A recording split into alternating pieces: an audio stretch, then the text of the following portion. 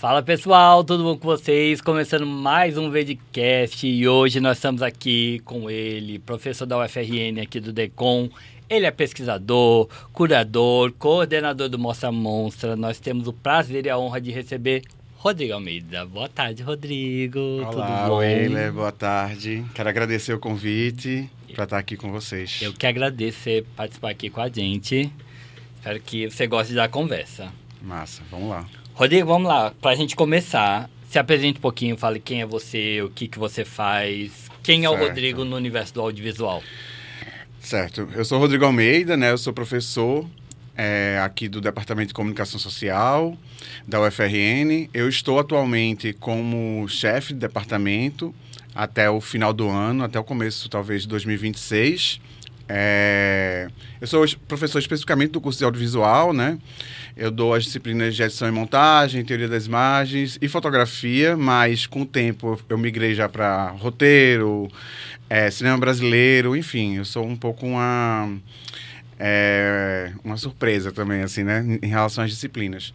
Mas além disso, eu faço parte de um coletivo, né, chamado Surto de Deslumbramento.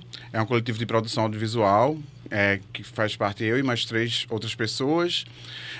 A gente já produziu acho que uns 16 curtas e está no segundo longa, 2 médias também. Eu também sou um dos criadores da página de memes Saquinho de Lixo, né?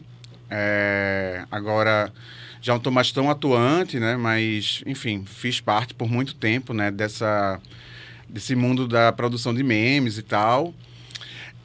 Já trabalhei, enfim, como curador, fotógrafo, jornalista, crítico de arte, enfim, supervisor técnico de festivais, já organizei mostras, né, anteriormente, e também sou coordenador, né, do projeto de extensão Mostra Monstra, que é o meu projeto xodó, digamos assim, aqui da UFRN. Ele é maravilhoso mesmo. E qual foi a trajetória do Rodrigo lá no comecinho de jornalismo em Pernambuco até chegar a ser professor aqui no DECOM? Então, acho que quando eu entrei na universidade, eu nem pensava em fazer cinema nem audiovisual, porque para mim parecia coisas muito distantes, assim. Eu gostava muito, mas não me parecia algo do meu mundo. Eu via como algo de outro mundo mesmo, né? E aí eu acho que quando eu frequentava um cineclube na universidade e tal, e aí teve uma sessão que era alguma coisa meio tipo nossa sessão, que era os filmes produzidos pelo pessoal que organizava o cineclube, né? E eu poderia dizer que isso transformou um pouco a minha vida, assim, né? Inclusive, um dos organizadores é o professor Marcelo Pedroso, que era o Cineclube Barra Vento, o nome. E aí, quando eu vi aqueles filmes, que eram filmes simples, de 3 minutos e tal, mas eu pensei, nossa, tem gente fazendo cinema, assim, aqui do meu lado. Assim, tem gente trabalhando com isso aqui do meu lado, né? E eu acho que isso abriu as portas da percepção para mim, assim. Tanto no sentido de pensar que o cinema já não é algo tão distante da minha realidade, como também para me convidar a mergulhar no cinema brasileiro em específico, assim, sabe? De conhecer mais, né? E aí eu acho que isso estava no meio da graduação, acho que foi quando eu dei uma guinada, assim, né? Eu acho que estava um pouco antes do meio, 4º período por ali, uma guinada para a área do cinema e do audiovisual, né? Aí eu comecei a estagiar já perto do final numa produtora de documentários, aí eu trabalhei numa série, que foi uma série para TV Escola, assim, no final da minha graduação. Essa experiência foi, eu acho que uma experiência muito definidora, assim, para esse meu interesse no campo da produção também. Mas eu comecei mais como crítico, né? Escrevendo sobre, né? E depois comecei a ser curador. Acho que o que eu definiria, assim, como as principais portas seriam, assim, quando o Kleber Mendonça Filho, né, me chamou para ser curador de um festival que ele tinha criado, que é o Janela de Cinema do Recife. Esse festival eu trabalhei nele durante 10 anos, né? Um bom tempo como curador, mas também como supervisor técnico. E eu também ficava, numa certa época, quando as cópias ainda eram físicas, assim, especialmente, e não era baixado pela internet, também ficava responsável pelo tráfego de cópias, né? E era um festival muito grande, então eu tinha que me comunicar com pessoas no mundo todo, assim, porque era chegando uma cópia daqui e eu mandando para, sei lá, para Califórnia. Chegava uma do Japão e eu ia mandar para Alemanha, assim. Outra experiência, acho que outro campo que para mim definiu muito foi o Cineclube. O meu trabalho de conclusão de curso, ele foi um site, né? Um site chamado Dissenso, era um site de crítica de cinema.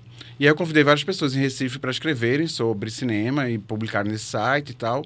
Na época eu mexia com programação, gente, era outra vida. Mas assim, só de histórico nerd mesmo. Mas assim, aí não estava funcionando muito a dinâmica das coisas e eu resolvi criar um cineclube, né? Para fazer com que essas pessoas que eu tinha convidado, elas realmente se engajassem e se aproximassem, né? Acho que era uma ideia de que as pessoas se conhecessem através dos filmes. Então, a cada semana, a gente pedia... Um ficava responsável por escolher o filme, né? E aí esse cineclube durou 6 anos, né? E eu fiz grandes amizades, foi desse cineclube que eu conheci, ou melhor, me aproximei, né? Das pessoas com quem eu fundaria o Surto de Deslumbramento, o coletivo de produção. Foi aí que eu diria onde foi minha grande escola audiovisual, né? Que eu já entrei no mestrado. O meu mestrado tinha um pouco a ver com o próprio cineclube também. O cineclube terminou quando eu estava entrando no doutorado, mais ou menos. Então, assim, foi um período de formação muito, muito grande, assim. E eu acho que Barcelona também, acho que foi um momento muito importante para mim, quando eu estava já no doutorado e eu fui morar lá durante um ano, porque eu ganhei uma bolsa, né, sanduíche que chama, que é para você passar um período do seu doutorado fora. E aí eu morei do lado da Filmoteca, né, de Barcelona. E aí eu fiz uma carteirinha que dava direito a assistir todos os filmes que eu quisesse, qualquer horário. Assim, você pagava uma vez por semestre, assim, sabe? E eu assisti tudo que eu pude, assim, sabe? Nesse sentido, assim. E aí eu acho que essas 3 foram grandes experiências, né? Mas a gente pode falar mais ao longo da conversa também. Vamos lá. Vamos começar falando um pouquinho também da Mostra Monstro, que é um seu xodó, né? Como você fala. Como que surgiu? Né? Primeiro, assim, como você chegou aqui na UFRN, no DECOM, até formar Mostra Monstro? Certo. Assim, eu cheguei aqui no departamento em 2018, né? No segundo semestre de 2018. Eu terminei o doutorado em 2017. Acho que foi em agosto de 2017 que eu defendi. E foi engraçado porque eu não me via saindo do doutorado e já fazendo um concurso. Eu estava um pouco cansado de universidade, né? Porque você faz a graduação, depois eu fiz o mestrado direto.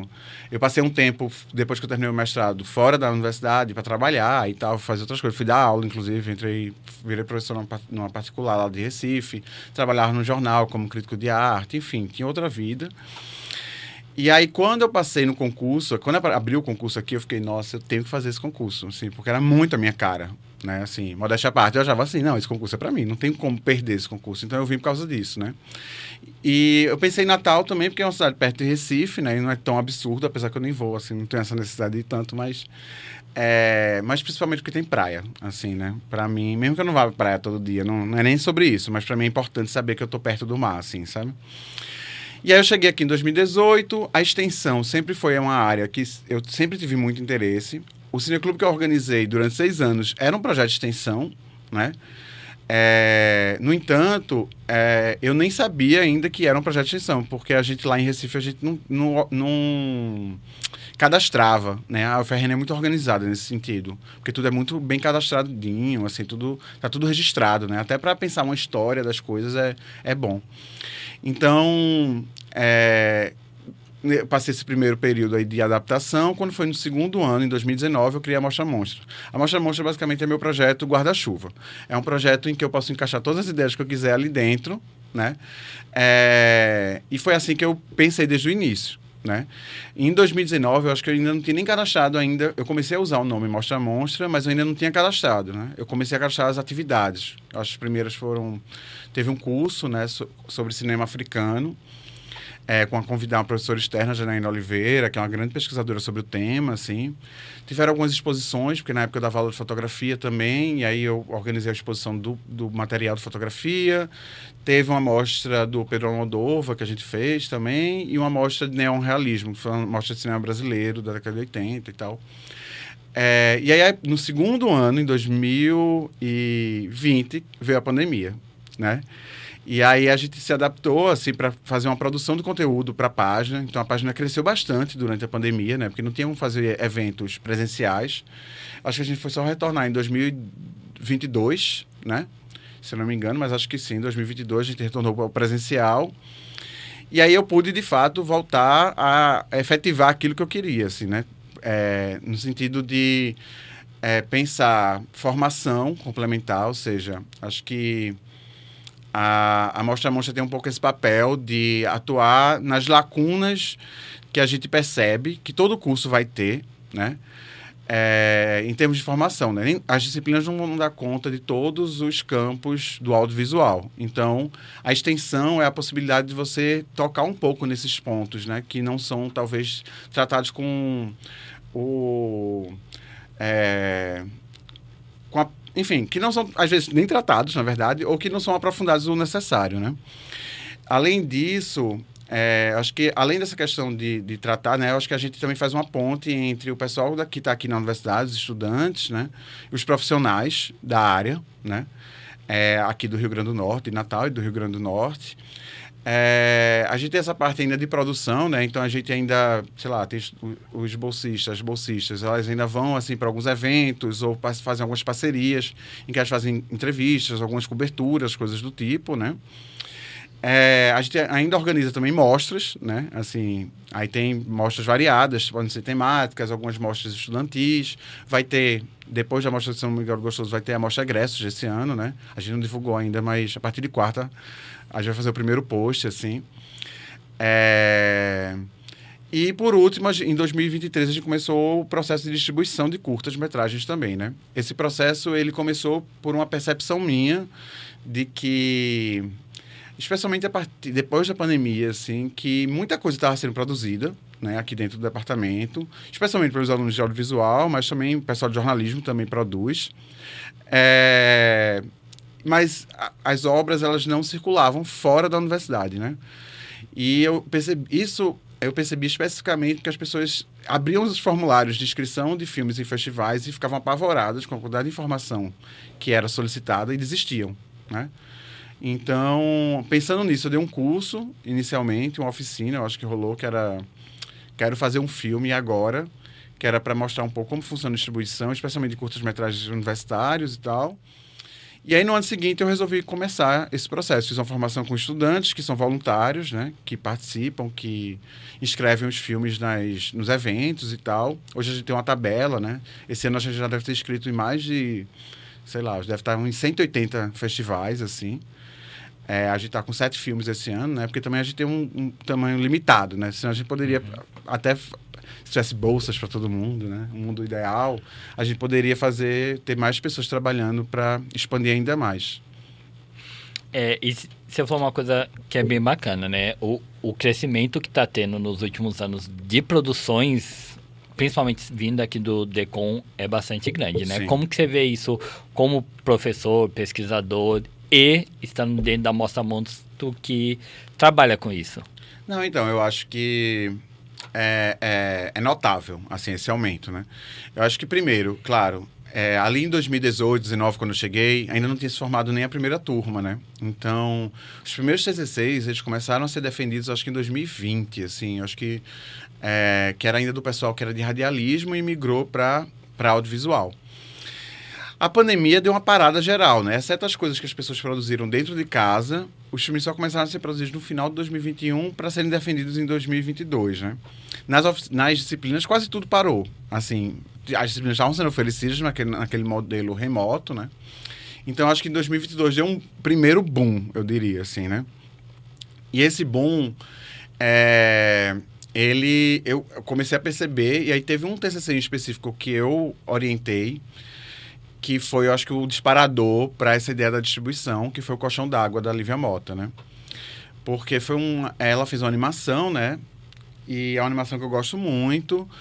Eu fiquei muito feliz quando ela entregou, assim, porque o filme já chegou meio pronto, assim. Durante o TCC é normal, né? Todo filme, na verdade, tem idas e vindas, assim, né? De primeiro corte, segundo corte e tudo mais. O dela já chegou quase pronto, assim, né? E eu gostei muito, e depois da defesa, ela queria botar no YouTube, assim, né? E o problema de botar no YouTube, pelo menos de cara, é que se você tem interesse em passar em festivais e tal, os festivais, eles não querem que o seu filme esteja disponível na internet, né? Assim, totalmente, né? Então, você tem que resguardar um pouco a obra por um tempo, para depois que ela já circulou durante 1 ano, 1 ano e meio, 2 anos, você pode botar em qualquer plataforma, tá tudo bem. Porque é importante também que esteja numa plataforma gratuita, aberta para todo mundo. Mas tem que pensar que tem um trajeto antes, né? E aí eu falei, não, vai botar não. Vai não, a gente vai. E aí ela fez, se inscreve em São Miguel do Gostoso. Aí ela abriu o formulário, aí não conseguiu, disse que era muito difícil, aí perdeu o prazo. Aí foi aí que eu fiz, não, ano que vem, esse filme vai estar na distribuição. Eu fiz seguro, então, o filme. Ano que vem a gente vai criar esse processo. E aí eu acho que a gente está num momento, assim, que há um aumento... Assim, há um aumento notável de produção feitos nas disciplinas, né? Os TCCs também, né? Acho que os trabalhos de conclusão de curso, eles têm migrado mais para trabalhos práticos, assim. Eu, particularmente, oriento muito mais trabalhos práticos do que monografias, né? Recomendo, inclusive, que quem for fazer trabalhos práticos, façam em trio, porque é mais tranquilo. Mas eu acho que esse momento, ele reflete também um momento do Rio Grande do Norte, né? Assim, eu acho que a gente está passando por um momento histórico aqui, localmente, pensando, né? Eu venho de Recife e eu acompanhei muito o processo de fortalecimento do cinema de lá, né? Do cinema pernambucano, que hoje é um cinema muito reconhecido, nacional e internacionalmente, né? Isso se deu a passos lentos. Não foi uma coisa de uma hora para outra que possibilitou um filme como Agente Secreto ou Bacurau, por exemplo, né? Ou Último Azul, assim, sei lá. E tantos outros. Mas, assim, é um processo que vem de políticas públicas, né? De fortalecimento de cinemas de rua, de exibição, que vem de editais que financiam, né? E aí eu acho que do ano passado para cá, eu digo que o Rio Grande do Norte está vivendo um momento, assim, chave, né? Porque a gente teve a produção, acho que, de 8 longas-metragens, né? Nesse meio tempo. Tem uma série que vai ser rodada agora, entre documentários e ficções, né? Mas, assim, se a gente pensar que nos últimos 20 anos, só 2 longas foram feitos, né? O Fendas do Carlos II, né? E o outro é o Alecrim e o Sonho, eu acho. A gente pensar que em 1 ano e meio, 8 longas foram feitos aqui no Rio Grande do Norte, né? Assim, porque um foi feito em Mossoró e tal, outros foram feitos em outra cidade interior. Mas, assim, é uma mudança gigantesca, né? De contexto mesmo, né? E é uma visibilidade maior para o Estado. Com certeza, com certeza. Esses filmes ainda não começaram a rodar, né? Os longas, mas quando eles começarem a rodar, o longa dá uma visibilidade muito maior do que o curta, né? Ainda assim, eu acho que, por exemplo, essa questão a minha percepção em relação aos curtas que são distribuídos pela Mostra Monstra era muito pensar que, a partir do momento que um filme potiguar, ele entra num festival, a gente está colocando o Rio Grande do Norte no mapa desse festival, sabe? Assim, no mapa do cinema. Então, todo festival que, às vezes até que a gente nem escreveu filmes, isso eu já fazia desde antes. Eu sempre olho os selecionados de todos os festivais, assim, sabe? Que eu vejo. Porque eu vejo se tem pelo menos um filme do Rio Grande do Norte. Porque é uma coisa que, se entra qualquer que seja, ele está representando todos nós, assim, sabe? Está colocando o Estado no mapa do audiovisual, né? E aí, claro, quando é um filme universitário, ou feito por pessoas que estão na universidade, né? Assim, enfim. Ou mesmo egressos da universidade, eu acho que também penso nisso, né? Eu acho que a universidade também é colocada no mapa, junto, sabe? Assim, acho que é uma coisa que há um certo mutualismo aí, né? Um termina ajudando o outro nesse processo, né? Em termos de visibilidade. E aí, eventualmente, vai ter festivais que vão entrar vários filmes do Rio Grande do Norte. Enfim, eu vi isso acontecer com Pernambuco, né? Assim, também. E eu acho que agora está acontecendo com o Rio Grande do Norte. É claro que isso é algo que é um trabalho que não pode parar, né? Ou seja, os editais, eles precisam continuar. E precisam continuar com uma verba que seja... que possibilite essas realizações, tanto de curtas como de longas, séries, enfim, formatos variados, games, enfim, né? Tem várias categorias. Mas também, acho que um momento que eu diria que está precisando, assim, urgente, que está acontecendo, é a abertura de salas que sejam públicas, né? Salas que tenham um tipo de programação mais alternativa e permanente, né? Não algo que tem uma vez aqui, outra vez daqui não sei quanto tempo, porque aí é complicado, assim. Mas já está se encaminhando, né? O Cinema Panorama vem aí, né? Vamos ver quando sai, mas vem aí, né? Estou gravando isso em novembro de 2025, né? Vamos ver. Mas é como você falou, porque agora nós estamos passando por um momento de estruturar primeiro para poder depois crescer, né? Até a gente conversou um pouquinho com os meninos da Rabicó sobre isso, que a gente né? Tá passando por essa geração que tá saindo da universidade e tá estruturando o e profissionalizando, mercado, eu diria também. Ai, que dá até medo nisso, né? Mas assim, profissionalizando eu digo porque o ambiente do audiovisual, ele não, assim, por muito tempo, a publicidade é pior, assim, ainda é muito pior em termos trabalhistas mesmo, assim. Essa questão de cumprir horas de trabalho, enfim, e a profissionalização faz com que algumas pessoas mais novas comecem a não aceitar certas situações que acontecem em set de filmes, assim, né?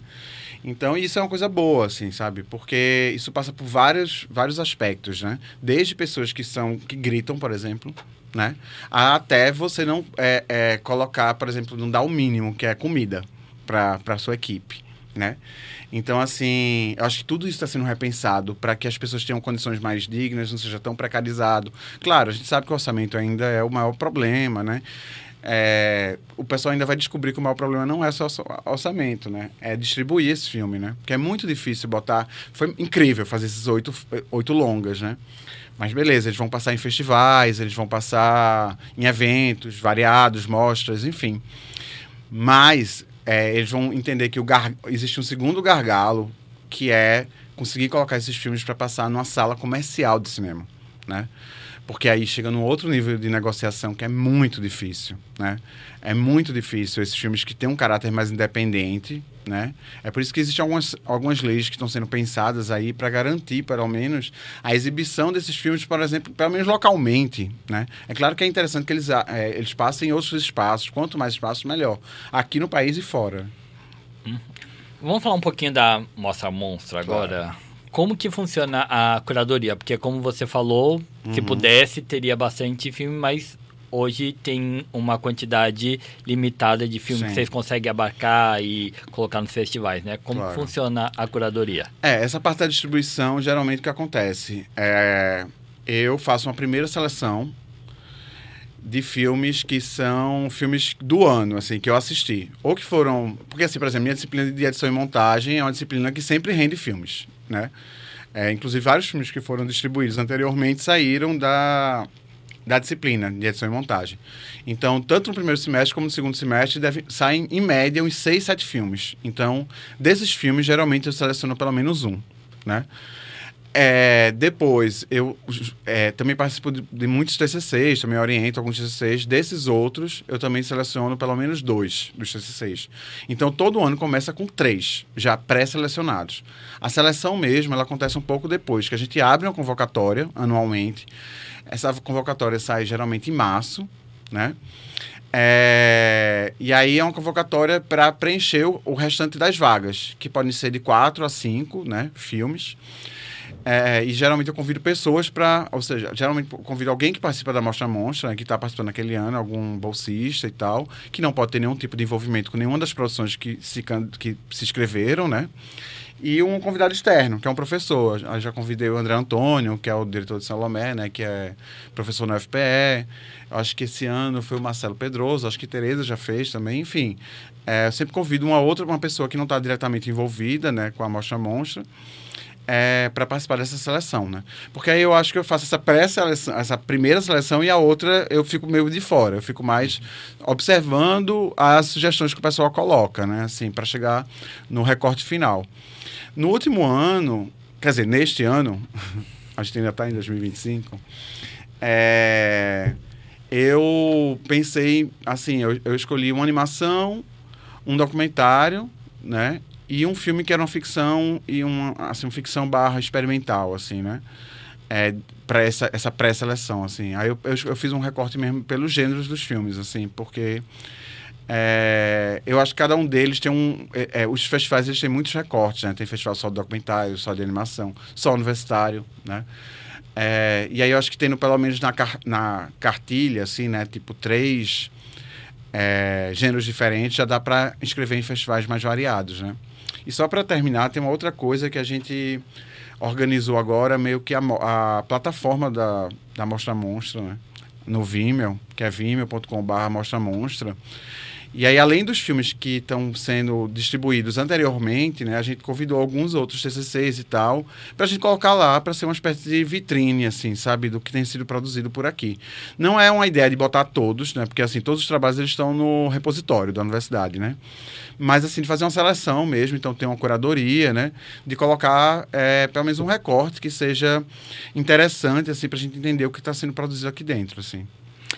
Como você falou, a Mostra Monstro vai além da distribuição, né? A gente tem oficinas, Sim. tem eventos. Como que funciona a construção desses eventos ao longo do ano?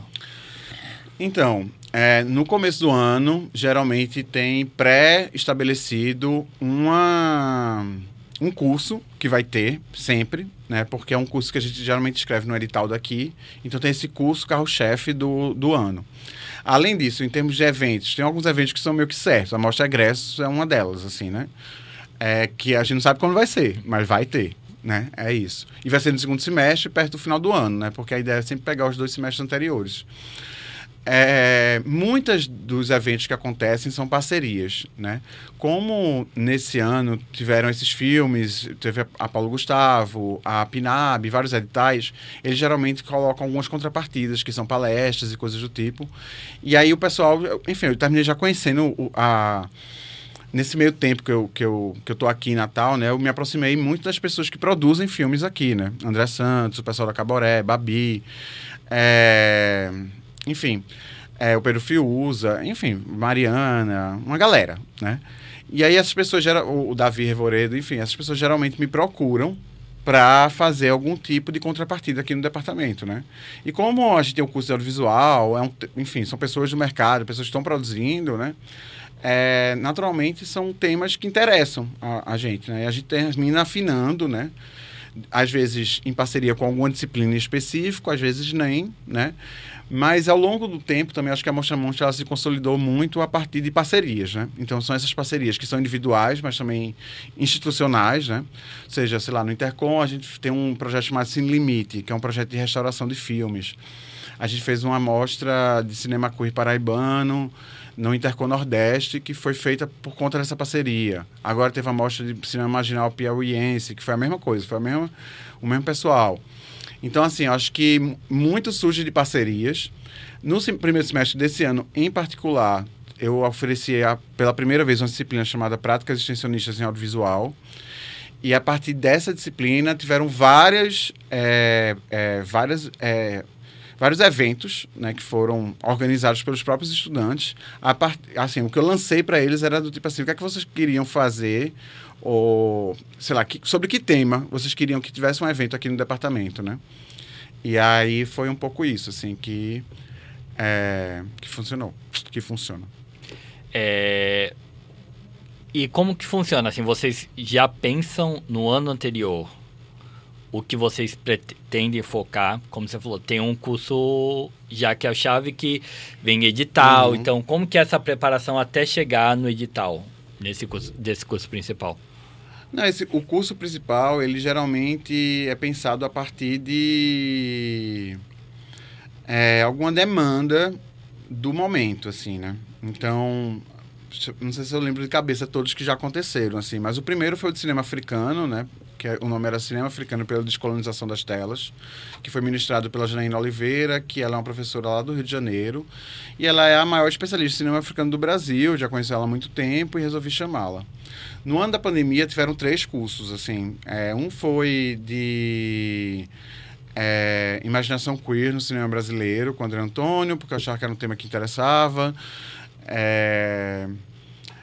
O outro teve um de estéticas sonoras, com um técnico aqui da Comunica, o Luiz Geller, que é um especialista na área de som, e porque eu achava que som era uma área que os estudantes eram muito carentes aqui.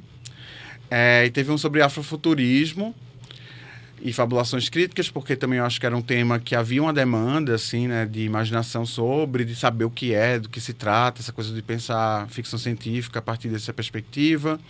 A gente teve um curso de representação das mulheres no cinema, Teve um sobre ecossistema audiovisual e inteligência artificial, que era um tema que estava me interessando muito. Eu tinha ido para o Festival do Rio, eu vi uma palestra com o rapaz e convidei ele para vir. Aí botei no edital e trouxe ele para cá, né? E esse ano, não, ano passado foi o do IA. Foi do IA. E esse ano vai ser com a Noa Bonoba, que é uma atriz trans, diretora, realizadora. Ela está agora ganhando uns prêmios com a Morte e Vida Madalena, né, do Guto Parente. Ela vai dar um curso mais voltado para essa área da interpretação, na verdade, em específico, da autoficção como criação dramatúrgica, assim, né? A partir do eu, você criar histórias, narrativas, enfim. E também atuar, né? Assim, vai ser um pouco uma dinâmica, vai ser um curso meio prático também de atuação, né? Rodrigo, já estamos perto do fim, né? Certo. Mas ainda temos um tempinho antes das perguntas que foi feita pelo pessoal lá no Instagram da gente. Ah, é? Foi. Tá. Eita. Essas são as secretas, essas são as babadas. Meu Deus. Mas, pra gente, assim, poder concluir essas coisas, como que você imagina o próximo ano? Não vamos botar daqui 5, 10 anos, não, mas você projeta tanto a sua carreira como a Mostra Monstra para o ano que vem. Certo. Vai ser um ano de muitos desafios. Primeiro, porque eu não vou estar aqui, né? Porque eu vou terminar minha gestão e eu vou tirar uma licença de capacitação, né? Durante 3 meses. Aí, em junho, eu volto para cá. Nessa licença, eu talvez faça um filme. Ainda não posso dizer, não tenho certeza, mas talvez aconteça. Tá jogando pro universo. Tô jogando pro universo. Tô ainda no aguardo de respostas também. É porque eu fui convidado, mas aí eu ainda não posso falar. Mas o meu projeto, minha licença especificamente é para trabalhar com fotolivros, né? A minha ideia é organizar e deixar pronto para justamente colocar em editais para conseguir publicar futuramente, né? Eu tenho uma história paralela também na área da fotografia que eu nunca eu já me dediquei, mas nunca organizei esse material. Então eu quero organizar alguns fotolivros a partir de um acervo que eu tenho de, enfim, quase 50 mil imagens, assim, né? E aí eu quero pelo menos organizar 5 fotolivros a partir desse material. Isso no começo do ano. Em junho eu volto, rapidamente, uma passagem relâmpago por aqui, só para dizer que veio. Não, só para o pessoal que está terminando o TCC, eu não vou abandonar eles, né? Só para participar das bancas dessas pessoas que eu estou orientando, que estão fazendo seus filmes e tal. Aí depois eu vou tirar uma licença, vou fazer o meu pós-doc. Aí é 1 ano fora. E aí eu não sei, eu ia originalmente para Portugal, mas eu não quero mais ir para lá. E aí eu fui para uma Socine, né, que é um congresso da área de audiovisual, de cinema e audiovisual, que foi em Belém do Pará, onde eu já conhecia. E aí eu recebi um chamado da Floresta. E aí eu vou para Belém. Ai, que massa. Vou para lá. E aí vou lá fazer videoclipe com a Gabi Amarantos. Amor. Você ficou nervoso. Mas eu acho massa. Não, mas é porque eu fui lá, né? E aí eu conheci o pessoal de um projeto chamado Altar Sonoro, que foi o pessoal que fez o videoclipe dela chamado Rock Doido, né? Que é o álbum visual, é o novo. Que é um plano de sequência. E assim, cara, uma coisa incrível. Massa, a fala deles foi incrível, assim. Foi uma coisa transformadora mesmo, inspiradora, assim. E aí eu já fiz uns trabalhos também com a Leona, né? Vingateus já fez um filme, assim, juntos. Então, em 2017, ela foi para Recife, a gente fez um filme juntos, né? Então, eu encontrei ela lá, né? Foi incrível. E aí eu fiquei com muita vontade de... Eu acho Belém uma cidade muito irmã de Recife, assim. Eu não vou nem explicar sobre isso agora, mas... E aí eu me senti com muita vontade de ir para lá, sabe? Em vez de sair do país, mergulhar em uma área do país que talvez eu não conheça tanto e que eu tenho um maior interesse mesmo de conhecer. E que é muito rica, né? E é incrível. Assim, é muito rica, é muito linda, é tudo. É tudo. Como você sonha, imagina ou idealiza o cenário audiovisual aqui no estado pelos próximos anos? Primeiro, que o Cinema Panorama esteja aberto, em funcionamento, com ingressos populares. 2, que tivesse um cinema dentro da UFRN, gratuito. De todos. Uma sala de cinema. Não é um auditório com... Não. Com um telão. Auditório, não. Não, mas assim, um telão como o Goiamum fez ainda é massa. Por exemplo, eu acho que super funcionou. No auditório da reitoria. Aí isso é legal, é massa. Mas assim, não pegar o auditório do Decon e botar uma telinha e dizer que isso é cinema. Não é cinema. A gente passa filmes, mas é um auditório multiuso. É diferente, né? Um auditório multiuso é uma coisa, uma sala de cinema é outra. A começar, um projetor tem que estar fora da sala, né? Tem que estar numa cabine, assim. Aí a gente começa a conversar. Mas aí, beleza. Eu acho que uma sala de cinema... Isso eu acho quase impossível, mas tudo bem. Terceiro... É mais o quê? Da área do audiovisual aqui do estado. Não precisa ser... É o Decon, não. Tô brincando.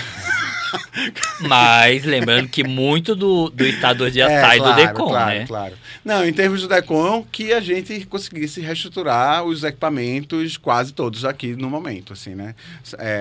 Em termos de câmera, muita coisa mesmo, assim, precisa. É um investimento que é enorme. Não sei ainda como pode acontecer, mas talvez aconteça, vamos ver, né? Mas é um investimento muito alto. Além disso, que os editais eles sigam, né, existindo, assim, que se fortaleça, né, essa comunidade, esse ecossistema que está se construindo, se estabilizando, como você falou, né? Que possibilite que as pessoas trabalhem com audiovisual de maneira digna, recebendo bem e sem precariedade total, né, assim. Enfim, também desejo, por exemplo, eu tenho uma ideia para o futuro, que eu não sei se vai dar certo, né? Mas eu queria muito criar umas bolsas de criação audiovisual aqui dentro do departamento, sabe? Para os estudantes de audiovisual terem uma bolsa durante um ano para produzir um filme no final, assim, sabe? Acho que isso é uma coisa que eu queria. Não sei, acho que é isso, assim. Acho que venham mais filmes, mais séries, mais produtos audiovisuais, os mais variados, videoclipes, né? Acho que é uma coisa que ainda... eu sinto que é um pouco discreto, assim, a produção local de videoclipes, assim, eu queria que se ampliasse muito mais, que se fortalecesse muito esse mundo das pessoas que fazem filmes com as pessoas que estão aí montando suas bandas, assim, né? Eu acho que estudantes de audiovisual tem que dar esse olhar também para o pessoal que tem banda, que canta, enfim, que faz música, para construir um pouco esse material audiovisual para eles também. Pois, bora lá para as perguntas que o pessoal fez. Tá. Escolhi algumas, para não ficar muito... medo. Se você que está assistindo agora não mandou sua pergunta, todos os links das nossas redes vão estar aqui na descrição para você fazer perguntas para os próximos. Vai estar o link também da Mostra Monstro, de tudo aqui na descrição para vocês acompanharem, viu? A primeira é simples. Qual a diferença para você do cenário potiguar para os demais cenários? Os demais cenários quais? O Pernambuco? Nacional. O nacional? Porque são muitos cenários, né? Eu acho que... assim, em termos... Por exemplo, se a gente pensar cenário potiguar e cenário Rio-Eixo-São Paulo, Rio-São Paulo é muito diferente por uma questão de dimensão mesmo, né? Se eu pensar aqui mais localmente, dentro do Nordeste, assim, eu diria que... É isso, assim, eu vejo que aqui está num processo de estabilização, de estruturação, assim, sabe, ainda. Ainda há muita dependência mesmo, e isso é natural, assim, das políticas públicas, e elas têm que continuar, né? Porque para esse processo ele se estabilizar e as pessoas começarem a alcançar, às vezes, recursos que vêm de outros lugares, quando eu falo outros lugares, uma lei que seja nacional, até já acessa, né? Tem filmes daqui que foram feitos com o Itaú Cultural, que é em São Paulo. Tem filmes, mas assim, por exemplo, você conseguir um fundo que vem de um internacional e tal, você já tem que ter uma certa expertise, né? E uma estrada, né? Que eu acho que isso só se consegue com o tempo, né? O tempo ele matura e ele cria uma certa experiência em relação a isso. E aí eu acho que hoje a gente consegue falar que, assim, sempre existiu, né? Nunca deixou de existir produção aqui, mas ela era muito visibilizada, eu acho, né? E aí eu acho que a luta agora está sendo por visibilidade mesmo, né? Por colocar, olha, existe uma produção aqui acontecendo nesse momento, né? E ela é grande, ela é diversa, ela é boa, né? Eu acho que Sideral foi um marco, né? Assim, nesse sentido. E é o que eu falei antes, né? Qualquer filme feito aqui que rode o mundo, né? Ele vai levar o Rio Grande do Norte junto, né? E isso faz bem para todos os outros, né? Então, eu acho que a gente está nesse momento, aqui agora, né? E eu acho que os próximos anos são fundamentais para a gente entender onde é que a gente vai chegar, né? Próxima pergunta. Você já sentiu algum tipo de dificuldade em colocar produções potiguares em mostras? Não, eu acho que, na verdade, eu acho que as mostras, assim, elas... Não, acho que não, nunca tive, não. Na verdade, o que eu acho até é que... É claro, quando você tem mostras temáticas, assim, mostra sobre um diretor X, não faz sentido botar um filme potiguar, porque, enfim, é o contexto da curadoria da mostra, né? Mas, por outro lado, eu acho que, por exemplo, qualquer pessoa que está montando... Por exemplo, eu tinha muita... Eu fiquei muito feliz quando eu vi que a Mostra São Miguel do Gostoso abriu uma mostra potiguar, né? Porque eu acho que é um reconhecimento ao momento, um reconhecimento à produção daqui, né? Eu acho que demorou até, né, para isso acontecer. E aqui, até pensando aqui no departamento, né, em relação à mostra, por exemplo, a Mostra Egressos é só com produção potiguar, né? Todas as pessoas que estão, todas as sessões todas são de filmes ou outras produções que foram realizadas aqui. E, ao meu ver, é fundamental sempre existir essa presença, porque muitas vezes é isso que também puxa o público, né? Eu fui para o lançamento do filme lá da Rabicó, né? Da Maré. Foi a Maré, Maria Fogo e Ressonância, da Ana Zepa, né? E a Maria Fogo do Fábio Oliveira. Eram 3 filmes, 3 curtas potiguares aprovados no edital. A sala estava lotada, assim, lotada, absolutamente lotada. Então, assim, essa questão de você colocar produções aqui é muito importante, porque as pessoas vão querer chamar, né? Elas são os agentes que vão mobilizar que o público esteja lá presente, né? Então, eu acho fundamental, na verdade, que tenha, né? Que se insira essas produções.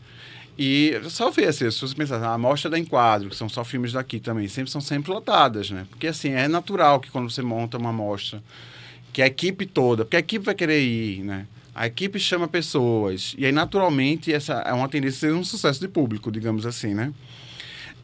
Mas isso, claro, vão ter outras mostras que o contexto não cabe, né? Uma mostra sobre Pedro Almodóvar, assim. Poderia até botar um curta queer, assim, para abrir a mostra? Talvez, é possível, né?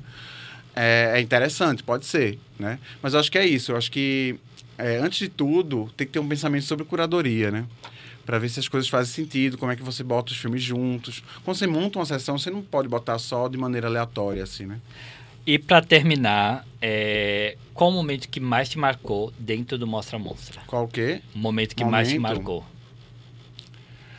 Eu acho que foi ano passado. Ano passado, na Mostra Egressos. Porque eu passei um mês internado no ano passado, quase um mês internado no hospital. E aí, antes de receber alta, eu estava nessa dúvida se eu ia cancelar ou não a Mostra Egressos, porque eu não sabia se eu ia conseguir receber alta a tempo de estar na mostra, né, no evento. Só que quando eu estava perto de receber alta, eu já estava naquele ponto que, assim, eu já não estou mais tão doente, mas eu não podia sair do hospital. E eu comecei a fazer a pré-produção da mostra e tal, com o pessoal, com Camille, com Letícia e com Carmina. E aí do hospital mesmo, que eu já estava com o computador, organizando as coisas, fazendo as coisas, enfim. Porque senão você começa a pirar. E aí eu acho que eu saí do hospital na segunda-feira e a mostra começou na quarta-feira. E eu estava aqui, né? Nem era para eu estar aqui, na verdade, assim. Mas para mim, eu acho que foi que nem agora também, quando eu fui para... Que não tem a ver com a Mostra Monstra, mas eu fui dar um curso lá no Mato Grosso do Sul, em Campo Grande. E ano passado eu deixei de viajar para lá, para um evento que ia ter, porque eu estava justamente internado, assim. Para mim foi muito importante ir um ano depois. Porque é muito bom, né? Você também está comemorando a vida, de certa forma. E eu acho que foi engraçado, assim, a terceira Mostra Egressos, porque a primeira sessão eram 3 curtas, que eu já tinha visto os 3, né? E foi muito engraçado, porque eu ia mediar a sessão, né? Eu mediei na sessão, na verdade. E aí, quando... Eu chorei nos 3 curtas, assim, né? E eu fiquei assim, nossa, eu tô muito sensível, né? Assim, tipo, realmente... mas acho que era um pouco isso, assim, né? Esse misto, né? De ter passado por uma experiência, sei lá, muito tensa. Eu fui bater na UTI e tudo. E naquele momento já tá de volta, né? Fazendo o que eu gosto e tal. Então havia uma felicidade aí também, né? Assim, uma certa euforia, eu diria assim, de voltar, né? De estar nativa, de estar de boa. Rodrigo, muito obrigado. Queria agradecer demais pela sua participação Eu que aqui agradeço. no nosso podcast. Foi, assim, maravilhoso ouvir você. Ai, que bom. Chega, o tempo passou rápido. Muito obrigado a você. Obrigado a todo mundo que tá aqui. Eu vou colocar, lembrando que eu vou colocar a descrição de todas as redes sociais da Mostra Montes e o Rodrigo, para vocês também irem lá conhecer os curtas que estão no Vimeo deles, certo? Obrigado. Deixa a última mensagem pra gente poder encerrar. Ai, o que eu digo? Façam seus filmes, acreditem nos seus filmes e botem ele para circular, né? Obrigado, Rodrigo. E até semana que vem com o próximo Verde Azul Cast. Valeu.